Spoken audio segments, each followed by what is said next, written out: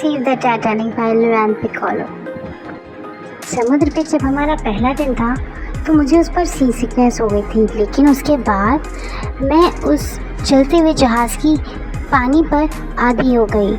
दूसरी सुबह मैं जल्दी उठ गई। सुबह होने से पहले आंट एलिजाबेथ सो रही थी। आई ले इन बेड, मैं बेड में लेटी और मैंने उन केबिन को देखा जहाँ पर सूरज की पहली किरण आ रही थी। वो बहुत छोटा सा था, लेकिन 2 लोगों के लिए बहुत ही आरामदायक था। हाँ, वो लग्जूरियस नहीं था फर्स्ट क्लास की तरह, लेकिन वो बहुत स्टाइलिश कैबिन था और मुझे बहुत अपनी खुशनसीबी पर नाज हो रहा था कि मैं आज कारपेथिया पे हूँ।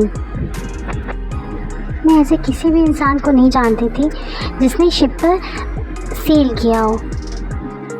मैं सावधानीपूर्वक उठी। मैं ऐसी उठी कि जिससे आंट एलिजाबेथ की नींद न टूटे। मैं तैयार हुई और मैं जल्दी से बाहर जहाज़ की डेक पर चली गई। सारे ही यात्री सो रहे थे गहरी नींद में, अपने अपने केबिन्स में। मैं उगते हुए सूरज को खुद अकेले खड़े होकर देखना चाहती थी। उसी समय एक स्टुअर्ड मेरे पास आया और उसने मुझसे कहा, क्या ये खूबसूरत नहीं है? उसने समुद्र की तरफ और सूरज की तरफ, चढ़ते सूरज की तरफ इशारा करते हुए कहा। हाँ, मैंने ऐसा रंगीन नज़ारा कभी नहीं देखा। और ये कितना गर्म है आज कल से भी ज़्यादा गर्मी है। हाँ है, आज कल से भी ज़्यादा गर्म मौसम है, क्योंकि हम लोग अब गल्फ स्ट्रीम में इंटर कर चुके हैं, स्टीवर्ड ने मुझसे कहा। मैंने कहा, ये गल्फ स्ट्रीम क्या होती है? स्टीवर्ड हंसा, लेकिन एक अच्छी तरह। ये गर्म पानी का बहाव है जो कि उत्तरी यूनाइटेड स्टेट से होता हुआ अटलांटिक ओशन को पार करता हुआ यूरोप की तरफ आता है। और ये आइसबर्ग को 3 साल लगते हैं 5000 किलोमीटर की यात्रा ग्रीनलैंड से गल्फ स्ट्रीम तक पहुंचने में। कुछ आइसबर्ग्स तो इस समुद्र का हिस्सा हैं, लेकिन इस साल हमें बहुत सारी आइसबर्ग्स मिलने वाली हैं, क्योंकि ये लास्ट विंटर है जो बहुत गर्म थे। तब तक कि हमको इंतज़ार करना होगा जब तक कि हम एक फ़र्स्ट आइसबर्ग आज देख नहीं लेते।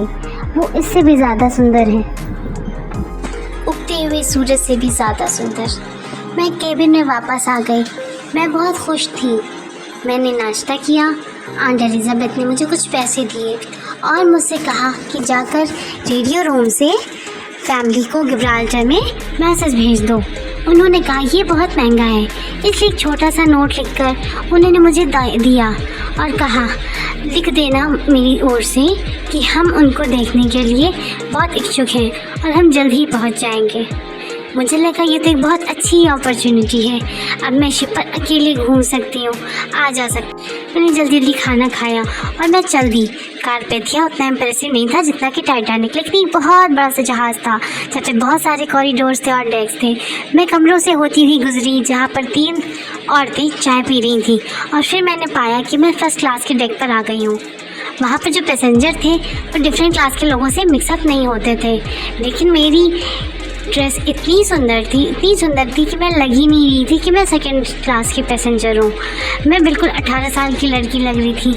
मैंने अपने बाल छुए, मैंने अपनी हैट सही करी और मैंने अपने परछाई को आईने में देखा। अब मैं सोचने लगी कि रेडियो रूम कहाँ है। मैंने खुद से कहा। मैं कुछ सीढ़ियाँ ऊपर गई थी कि मैं कुछ किताबों के कमरे में गई। वहाँ पर एक कॉरिडोर था जब बहुत सारे दरवाजे थे। मुझे कोई आइडिया नहीं था कि मुझे कहाँ जाना है। फ़ौरन ही मुझे एक आवाज़ सुनाई दी और उसने मुझसे बोला, आप यहाँ क्या कर रहे हो? मैंने पीछे घूम के देखा और मैंने देखा एक लंबा चौड़ा सा आदमी जो कि ऑफिसर था और हम लोगों को डाइनिंग रूम में मिला था, वो था।